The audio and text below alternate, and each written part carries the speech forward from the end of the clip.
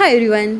ऑफिसला जाण्यासाठी लेट होतं आहे, पण तरी देखील अतिशय टेस्टी आणि कमी वेळात बनणारी चटपटीत अशी पावभाजी आपण बनवणार आहोत. तर त्यासाठी मी बारीक चॉप केलेला कांदा तेलामध्ये फ्राय करते आहे आणि त्याच्यानंतर याच्यामध्ये मी टोमॅटो ॲड केलेला आहे. हे सगळं काही व्यवस्थित तेल सुटेपर्यंत आपल्याला परतवून घ्यायचं आहे. त्याच्यानंतर मी घरामध्ये बनवलेली जी आलं लसणाची पेस्ट आहे ती याच्यामध्ये ॲड करून घेतलेली आहे आणि त्याला पुन्हा एकदा मी मिक्स करून घेते आहे. त्याच्यानंतर आता आपण याच्यामध्ये मसाले ॲड करणार आहोत. तर मसाल्यांमध्ये तुमच्या चवीप्रमाणे लाल तिखट असेल, हळद असेल, पावभाजी मसाला किंवा थोडाफार प्रमाणामध्ये कांदा लसूण मसाला देखील तुम्ही ॲड करू शकता त्याला थोडंसं चटपटीत बनवण्यासाठी.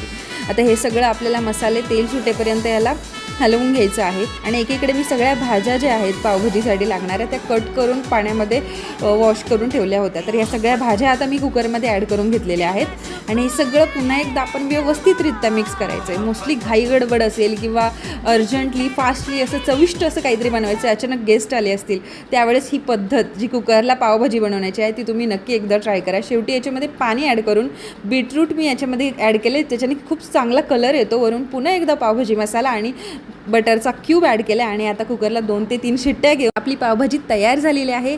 सो नक्की ट्राय करा आणि चॅनलला लाईक शेअर सबस्क्राईब करायला विसरू नका.